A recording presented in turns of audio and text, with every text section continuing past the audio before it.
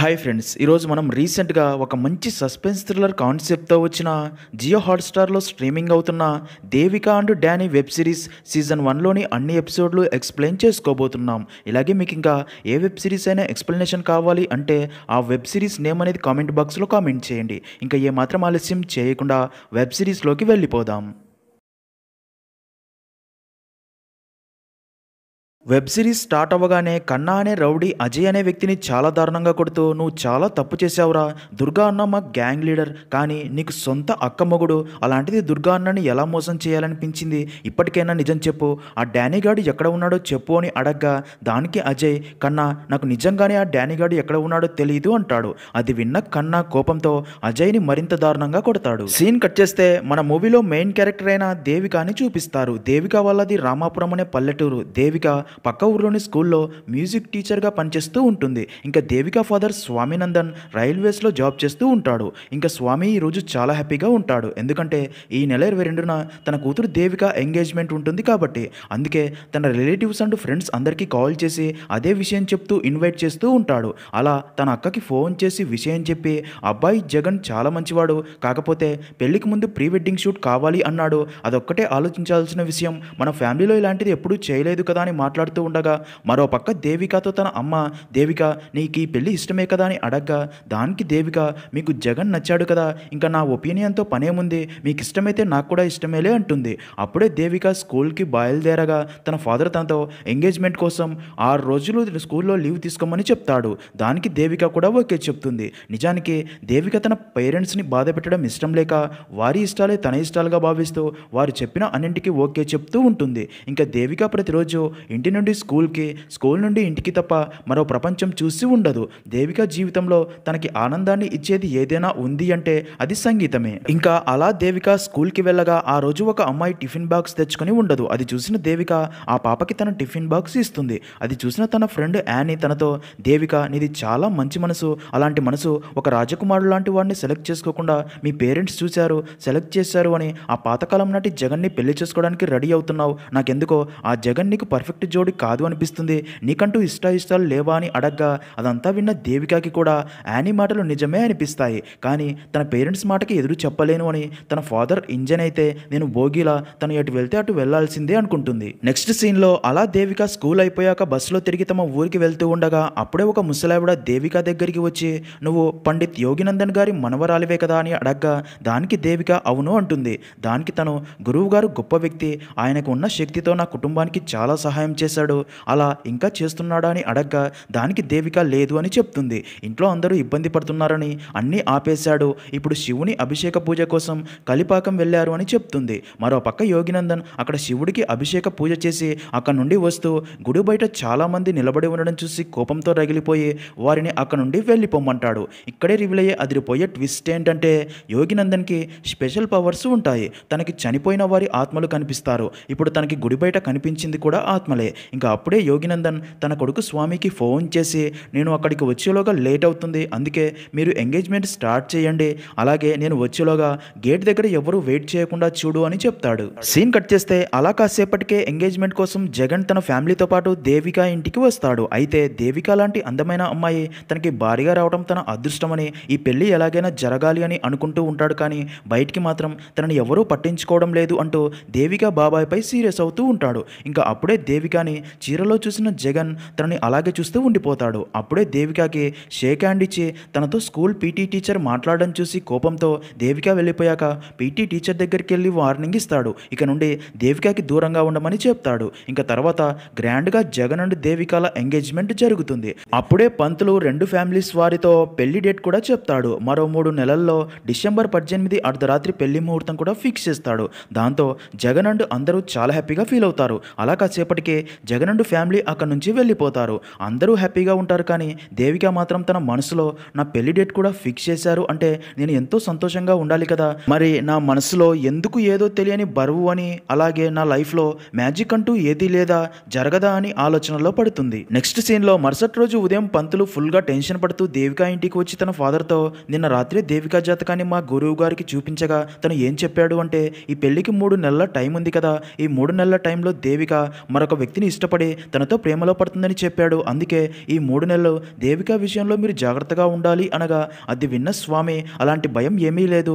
దేవిక ఈ పెళ్లికి ఓకే చెప్పాకే పెళ్లి ఫిక్స్ చేశాం. అలాంటప్పుడు తను మరొకరిని ఎందుకు ఇష్టపడుతుంది అంటాడు. ఇంకా పంతులు కూతురు రాజీ దేవిక ఫ్రెండ్ కాబట్టి స్కూల్కి వెళ్తున్న దేవికకి విషయమంతా చెప్తుంది. అది విన్న దేవిక ఇప్పటిదాకా నేను ఎవరిని ఇష్టపడలేదు, అలాంటిది నాకు పెళ్లి ఫిక్స్ అయ్యాక అలా ఎందుకు చేస్తా, అలా నేను అనుకున్నవన్నీ జరిగేటట్టు ఉంటే ఇప్పుడు వర్షం పడాలి అనుకుంటా పడుతుందా అనగా నిజంగా అలా కాసేపటికి వర్షం పడడం స్టార్ట్ అవుతుంది. దాంతో ఇద్దరూ పరిగెత్తుకుంటూ వెళ్ళి బస్ ఎక్కబోగా బస్ కూడా మిస్ అవుతుంది. అయితే అప్పుడే దేవిక బస్సు కూడా వెనక్కి రావాలి అని కోరుకోగా మళ్ళీ బస్సు వెనక్కి వస్తుంది. దాంతో దేవిక అండ్ రాజీ షాక్ అవుతారు. ఇంకా అలా దేవిక స్కూల్ రాగానే వర్షం ఇంకా పడుతూనే ఉండడంతో తన దగ్గర ఛత్రి కూడా లేకపోవడంతో ఛత్రి కావాలని కోరుకుంటుంది. అప్పుడే కండక్టర్ దేవికతో మీ స్కూల్ స్టూడెంట్ ఈ ఛత్రి మర్చిపోయాడు, తనకి ఇవ్వండి అని దేవికకి ఛత్రి ఇవ్వడంతో దేవిక అండ్ రాజీ మళ్ళీ షాక్ అవుతారు. అప్పుడే రాజీ దేవికతో ఈ రోజు దేవుడు నువ్వు కోరుకున్నవన్నీ నెరవేరుస్తున్నాడు అనగా దానికి దేవిక నేను కోరుకున్నవన్నీ జరుగుతాయి అంటే మీ నాన్న చెప్పిన ఆ రెండవ వాడు నా జీవితంలోకి వచ్చి నా బోరింగ్ లైఫ్ని కలర్ఫుల్గా చేయమని కోరుకుంటా అని చెప్పి నవ్వుకుంటూ అలా స్కూల్ లోపలికి వెళ్ళబోగా అదే టైంకే దేవిక వెనక నుండి డానీ అనే వ్యక్తి దేవికని పిలిచి తన పేరు డానీ అని, తను కూడా ఇక్కడి ఓల్డ్ స్టూడెంట్ అని, తనకి మ్యూజిక్ అంటే చాలా ఇష్టమని, ఒకసారి స్కూల్ చూడాలని ఇక్కడికి వచ్చాను, ఇక్కడ మ్యూజిక్ టీచర్ ఎవరు అని అడిగితే మీరే అని చెప్పారు, మా అమ్మకి కూడా సంగీతం అంటే ప్రాణం, అందుకే ఒకసారి మీతో కలిసి మాట్లాడాలని వచ్చాను, నేను హైదరాబాద్లో జాబ్ చేస్తున్నా, సెలవుల్లో స్కూల్ మెమరీస్ గుర్తు చేసుకోవడానికి ఇక్కడికి వచ్చాను, 2 రోజుల్లో హైదరాబాద్కి తిరిగి వెళ్ళిపోతాను అని తన గురించి అంతా చెప్తాడు. అలాగే మిగతా టీచర్స్తో కూడా మాట్లాడి వస్తానని వెళ్ళిపోతాడు. ఇంకా డానీ చెప్పిందంతా విన్న దేవిక తనతో ఏమీ మాట్లాడలేకపోతుంది. కానీ డానీ మాటలు తనకి క్యూట్గా అనిపిస్తాయి. ఇదిలా ఉంటే మరో పక్క అజయ్ని కన్నా బాగా కొట్టడంతో తన తమ్ముడిని దెబ్బలతో చూసిన తన అక్క వారిని ఆపి అజయ్ని దెబ్బలతో చూసి బాధపడి నా తమ్ముడు ఏ తప్పు చేయలేదు అని తన భర్త దుర్గాతో చెప్తుంది. అప్పుడే అజయ్ ఏడుస్తూ నా సొంత అక్కని మోసం చేస్తానా, ఆ డానీ గాడితో తాగినా తిరిగినా వాడు నా బెస్ట్ ఫ్రెండ్ అనుకున్నా, కానీ వాడు నన్ను అలా అనుకోలేదు, వాడిని అస్సలు వదిలిపెట్టను, వాడు ఎక్కడ ఉన్నా సరే వెతికి పట్టుకుని బావకి నేనేంటో నిరూపించుకుంటా అంటాడు. ఇంకా దుర్గా కన్నాతో వీడిని నమ్మటానికి లేదు, మీరు కూడా ఆ డానీ గాడిని వెతకండి అని చెప్తాడు. మరో పక్క దేవిక తన క్లాస్ రూమ్లో ఉండగా అప్పుడే డానీ అక్కడికి వచ్చి తన పర్మిషన్తో కాసేపు అదే క్లాస్లో ఉండి దేవిక పాట వింటూ చాలా హ్యాపీగా ఫీల్ అయ్యి అక్కడ నుండి వెళ్ళిపోతాడు. సీన్ కట్ చేస్తే మరుసటి రోజు ఉదయం దేవిక బస్సులో స్కూల్కి వెళ్తూ డానీ గురించి ఆలోచిస్తూ తన మాటలు గుర్తు చేసుకుని తనని మళ్ళీ ఒకసారి కలిస్తే బాగుంటుంది అనుకోగా అప్పుడే డానీ ఒక వెహికల్లో వచ్చి స్కూల్ పిల్లలకి అరటిపళ్ళు డొనేట్ చేయడానికి వెళ్తున్నానని చెప్పి మాట్లాడతాడు. ఇంకా దేవిక మాత్రం బస్సులో అందరి ముందు డానీ తనతో మాట్లాడుతున్నాడు అని కొంచెం భయపడి స్కూల్ దగ్గర తనని పక్కకు తీసుకుని వెళ్ళి ఇలా అందరి ముందు నాతో మాట్లాడితే ఎవరైనా చూస్తే నాకు ప్రాబ్లం అవుతుంది అని చెప్తుంది. ఇంకా డానీ దేవికని ఫ్లడ్ చేయడం స్టార్ట్ చేస్తాడు. మీ పాట విన్నప్పటి నుండి నా మైండ్లో మీ పాటనే స్ట్రక్ అయిపోయింది, మీరు చాలా అందంగా ఉన్నారు అని అలా అలా క్యూట్గా మాట్లాడడంతో దేవికకి కూడా తన మాటలకి ఇంప్రెస్ అవుతుంది. డానీ సాయంత్రం కాఫీకి ఇన్వైట్ చేయడంతో స్కూల్ అయిపోయగానే డానీని కలవడానికి వెళ్తుంది. అలా డానీ అండ్ దేవిక కొంచెం క్లోజ్ అవుతారు. ఆ రోజు నుండి దేవిక డానీని కలిసి మాట్లాడడానికి ఇంట్రెస్ట్ చూపిస్తుంది. అలా ఒకరోజు స్కూల్కి హాలిడే అయినా సరే డానీని కలవడానికి వెళ్ళి డానీని కలిసి మాట్లాడుతూ ఉంటుంది. అలా ఇద్దరు నడుచుకుంటూ మాట్లాడుకుంటూ వెళ్తూ ఉండగా అదే టైంకే అటుగా జగన్ బైక్ పై వస్తాడు. జగన్ని చూసిన దేవిక తనతో డానీని చూస్తే ప్రాబ్లం అవుతుంది అని డానీని పక్కకి వెళ్ళి దాక్కోమని చెప్తుంది. ఇంకా అటుగా వచ్చిన జగన్ దేవికని చూసి తను ఎవరినో కలవడానికే ఇక్కడికి వచ్చి ఉంటుంది అని డౌట్ వచ్చి ఆ ప్లేస్ అంతా వెతుకుతాడు. కానీ అక్కడ తనకి ఎవరూ కనిపించకపోవడంతో తన ఫోన్ కాల్ హిస్టరీ కూడా చెక్ చేస్తాడు.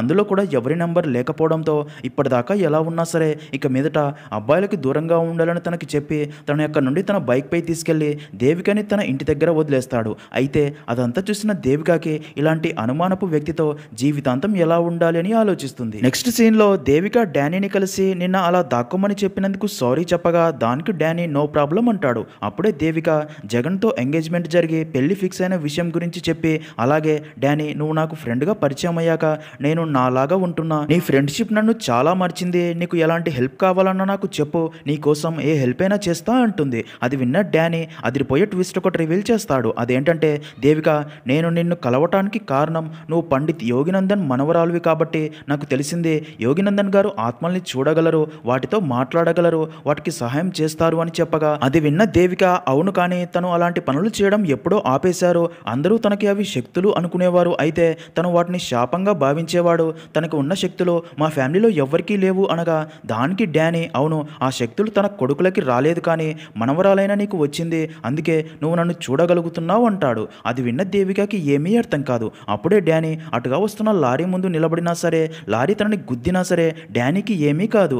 డానీ తనతో ఎందుకంటే నేను కూడా ఆత్మనే దేవిక అనగా అది విన్న దేవిక షాక్లో ఉండిపోతుంది. ఇంకా డానీ ఆత్మ అని తనకి ఆత్మని చూసే శక్తి ఉందని అర్థమైన దేవిక డానీతో నువ్వు ఆత్మ అన్న నిజం ముందే నాకు ఎందుకు చెప్పలేదు అని సీరియస్ అవ్వగా డానీ ప్లీజ్ దేవిక నాకు హెల్ప్ చెయ్యి, నా వల్ల ఒక ముసలావిడ ఇంకా కొంతమంది పిల్లల జీవితాలు నాశనమయ్యాయని, నా తప్పును నేను సరిదిద్దుకోవాలి, నాకు సహాయం చేయమని అడగడానికి మీ తాత దగ్గరికి చాలాసార్లు వెళ్ళాను కానీ తను మమ్మల్ని చూడగానే తిట్టి పంపించేస్తున్నాడు.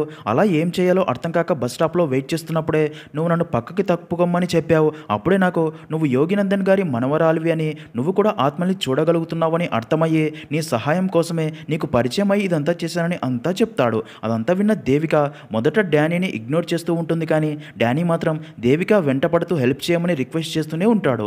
దాంతో ఒకరోజు దేవిక డానీ గురించి ఇంకా జరిగిందంతా తన ఫ్రెండ్ రాజీకి చెప్పి టెన్షన్ పడగా దానికి రాజీ నువ్వేం టెన్షన్ పడకు, తాతయ్య ఈరోజు ఇంట్లో హోమం చేస్తున్నాడు, ఆ హోమం పూర్తయితే ఇంకా ఎలాంటి ఆత్మలు తాతయ్యకి కానీ నీకు కానీ కనిపించవంట అని చెప్తుంది. అదంతా అక్కడే ఉన్న డానీ కూడా విని అలా జరిగితే తనకి ఎవరు సహాయం చేస్తారు, తన వల్ల జరిగిన తప్పుని ఎలా సరిదిద్దుకోగలను, నేను ఆ ముసలావిడ ఇంకా పిల్లలకి ఇచ్చిన మాట నెరవేర్చుకుంటేనే నాకు ముక్తి దొరికి ఆత్మ సృష్టిలో కలిసిపోతుంది అని ప్లీజ్ దేవిక నాకు సహాయం చేయని రిక్వెస్ట్ చేస్తాడు. అదంతా విన్న దేవికకి కూడా డానీ వార్త అర్థమవుతుంది కానీ అప్పుడే తన తాతయ్య దేవికని పిలిచి హోమంలో కూర్చోబెడతాడు.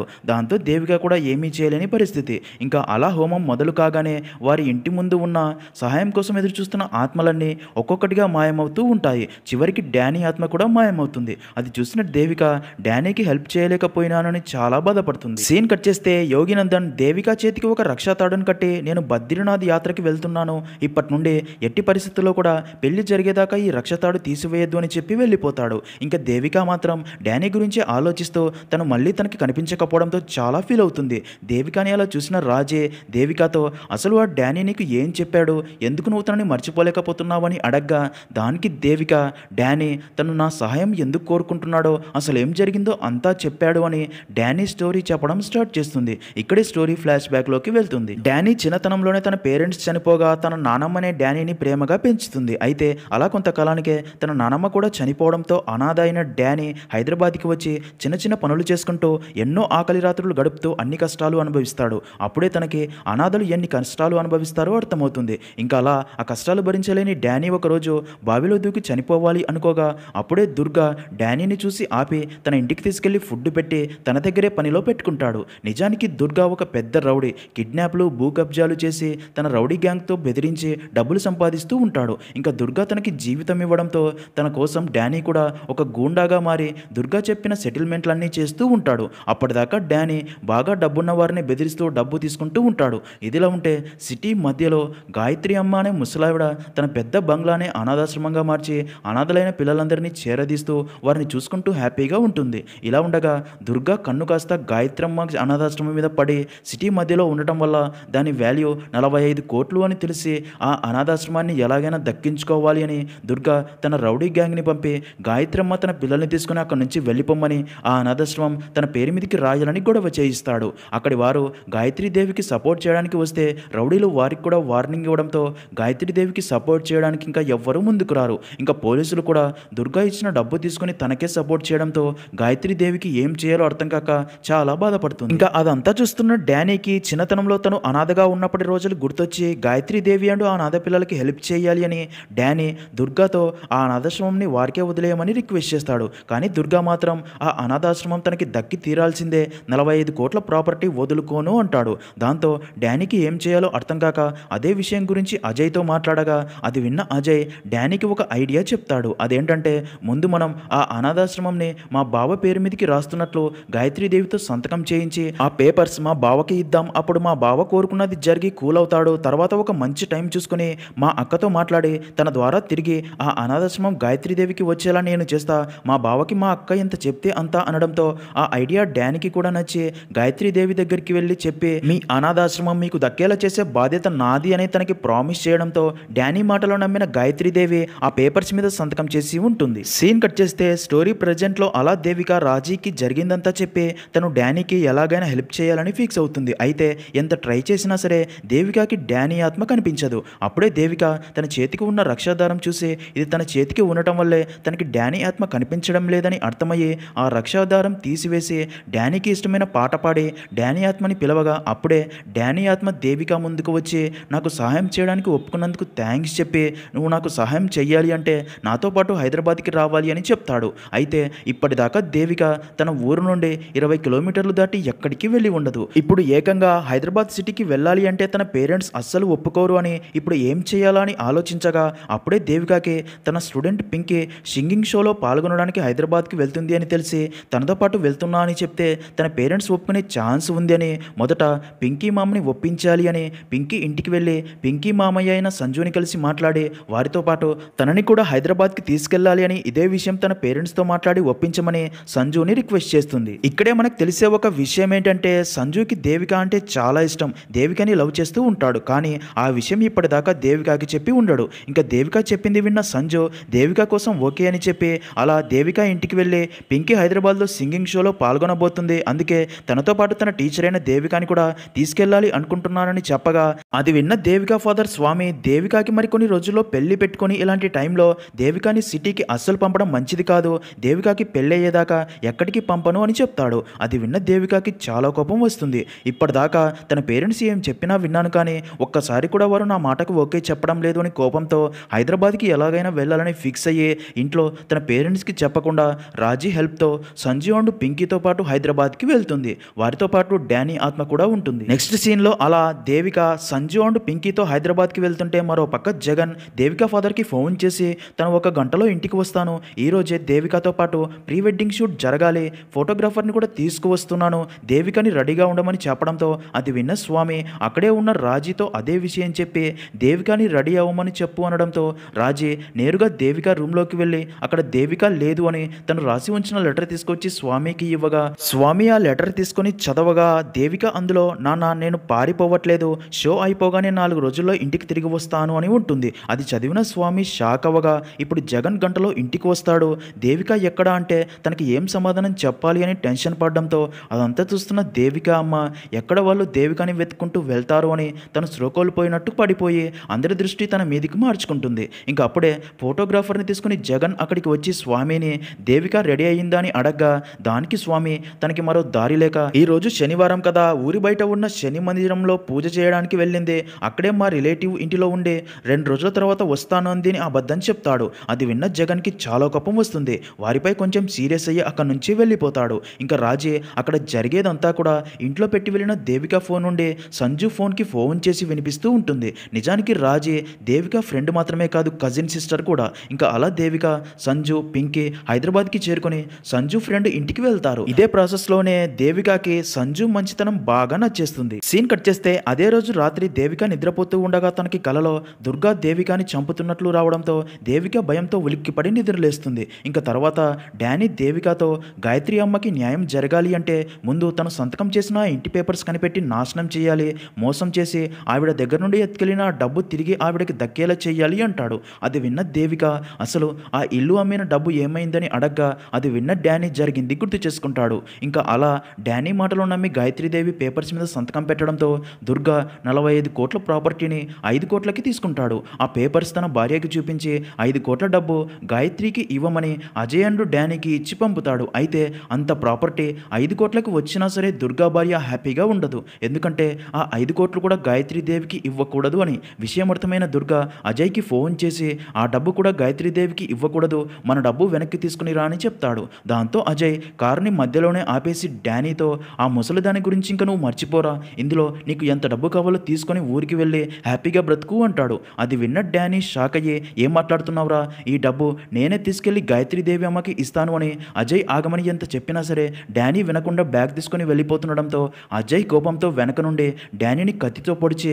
అక్కడే ఉన్న రాయికి డానీ తనని గుద్ది చంపేస్తాడు. అయితే నిజానికి అది శివుని గుడి. ఆ ప్లేస్లో డానీ ప్రాణం పోవడంతో డానీ గాయత్రి అమ్మ దేవకి ఇచ్చిన మాట తీర్చకుండానే చావడంతో తన కోరిక తీరక డానీ ఆత్మ ఇదే లోకంలో ఉండిపోయి ఉంటుంది. అలా డానీ జరిగిందంతా దేవికకి చెప్తాడు. నిజానికి అజయ్ దుర్గా దగ్గరికి వెళ్ళి ఆ 5 కోట్ల డబ్బు డానీ తీసుకుని పారిపోయాడు అని చెప్పి డానీ మీదకి తోసి ఆ 5 కోట్ల డబ్బు అజయ్ తీసుకుని ఉంటాడు. ఆ 5 కోట్ల డబ్బుని తర్వాత దుర్గా ఫామ్ హౌస్లోనే ఒక ప్లేస్లో దాచి ఉంటాడు. ఇంకా కన్నా అజయ్ని కొడుతూ ఉండగా దుర్గా భార్య అండ్ అజయ్ అక్క తనని వారి నుండి కాపాడి ఉంటుంది. తన తమ్ముడు అలా చెయ్యడు అని. నెక్స్ట్ సీన్లో ప్రజెంట్ అజయ్ తన ఫ్రెండ్తో కలిసి డ్రింక్ తాగుతూ మందుమత్తులో ఆ 5 కోట్ల డబ్బు తన అక్క బావకి కూడా తెలియకుండా తనే కొట్టేశాను అన్న నిజం చెప్పి హ్యాపీగా ఫీల్ అవ్వగా, ఇక్కడే ట్విస్ట్ ఏంటంటే అప్పుడే అక్కడికి వచ్చిన దుర్గాండు తన అక్క అదంతా విని నిజం తెలిసి అజయ్ని బాగా కొట్టి ఆ డబ్బు ఎక్కడ దాచావని అడగ్గా దానికి అజయ్ ఫామ్ హౌస్లో దాచాను అని చెప్పడంతో అజయ్ని తీసుకుని ఫామ్ హౌస్ దగ్గరికి వెళ్ళగా అజయ్ తను డబ్బు దాచిన ప్లేస్లో తవ్వి చూడగా అక్కడ డబ్బు ఉండదు. ఎందుకంటే అప్పటికే డానీ నిజం తెలుసుకుని దేవిక అండ్ సంజుల ద్వారా ఆ డబ్బు బ్యాగ్ అక్కడ నుండి తవ్వి తీసుకెళ్లి ఉంటారు. ఇంకా అక్కడ డబ్బు లేకపోవడంతో దుర్గా అజయ్ని దారుణంగా కొడతాడు. ఇంకా మరుసటి రోజు డానీ దేవికాని దుర్గా ఇంటి దగ్గరికి తీసుకుని వచ్చి ఆ ఇంటి పేపర్స్ ఈ ఇంట్లోనే ఎక్కడో దాచి ఉంటారు, ఆవిడ ఎక్కడ దాచారో తెలుసుకుని వాటిని నాశనం చేయాలి అంటాడు.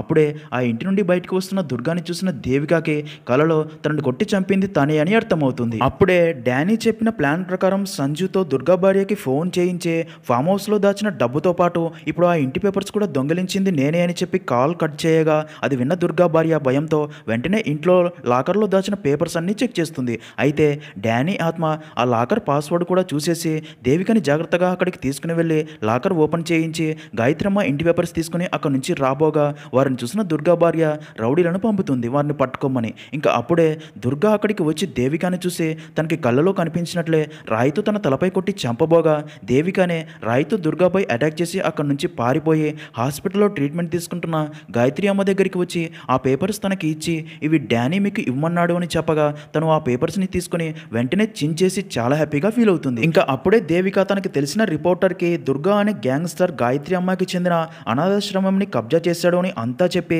మీడియాని తీసుకెళ్లి వారిని అక్కడి నుంచి ఖాళీ చేయించమని చెప్పడంతో తను మీడియా అండ్ ఎన్జిఓ వర్కర్స్ని తీసుకుని వెళ్ళి అక్కడి రౌడీలందరినీ కొట్టించి అంతా టీవీలో లైవ్ టెలికాస్ట్ చేయడంతో రౌడీలు అందరూ అక్కడి నుంచి పారిపోతారు. మరోపక్క ఈ విషయం తెలిసిన దుర్గా అండ్ తన భార్య అసలు ఇది ఇంత పెద్ద సమస్య కావడానికి కారణం అజయ్ అని తనని దారుణంగా కొట్టగా అజయ్ని తన అక్కనే షూట్ చేసి చంపుతుంది. మరోపక్క గాయత్రి అమ్మకి తన అనాథాశ్రమంతో పాటు ఆ 5 కోట్ల డబ్బు రావడంతో అనాథ పిల్లలందరితో చాలా హ్యాపీగా ఉంటుంది. ఇంకా డానీ ప్రామిస్ పూర్తి అవ్వడంతో సడన్ గా డానీ ఆత్మ కూడా మాయమవుతుంది. దాంతో దేవిక కొంచెం ఎమోషనల్ అవుతుంది. సీన్ కట్ చేస్తే సింగింగ్ షోలో పింకీ డానీకి ఇష్టమైన సాంగే పాడుతుంది. ఆ సాంగ్ విన్న దేవిక ఆ పాట విని అయినా డానీ ఆత్మ తిరిగి వస్తుంది అనుకుంటుంది. కానీ దేవికకి డానీ మాటలు వినిపిస్తాయి కానీ తను కనిపించాడు. అదంతా చూసిన దేవికకి ప్రతి ఒక్కరి లైఫ్లో ఏదో ఒక అద్భుతం జరుగుతుంది, తన లైఫ్ మారుతుంది అని, నా లైఫ్లో వచ్చిన అద్భుతం డానీ అని హ్యాపీగా ఫీల్ అవుతుంది. ఇంకా అప్పుడే దేవిక పేరెంట్స్తో పాటు జగన్ అక్కడికి వచ్చి దేవికాని చూసి కోపంతో ఇంట్లో కూడా చెప్పకుండా సిటీకి వచ్చిన ఇలాంటి కూతుర్ని ఎలా కన్నారు,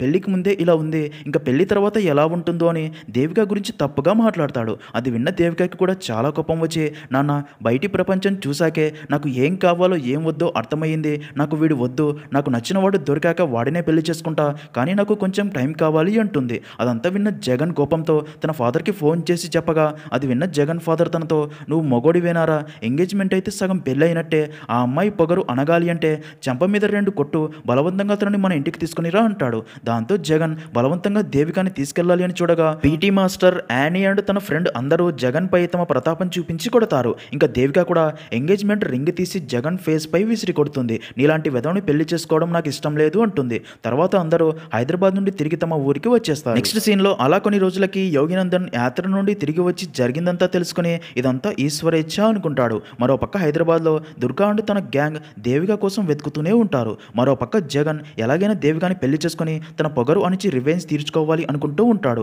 ఇంకా అలా ఒకరోజు దేవిక స్కూల్కి వెళ్తూ ఉండగా వెనక నుండి డానీ స్టైల్లో సంజు దేవికాని పిలిచి కాఫీకి వెళ్దామని అడగ్గా సంజు అంటే ఇష్టమున్న దేవిక కూడా నవ్వుతుంది. అలా అక్కడితో వెబ్ సిరీస్ అనేది ఎండ్ అవుతుంది.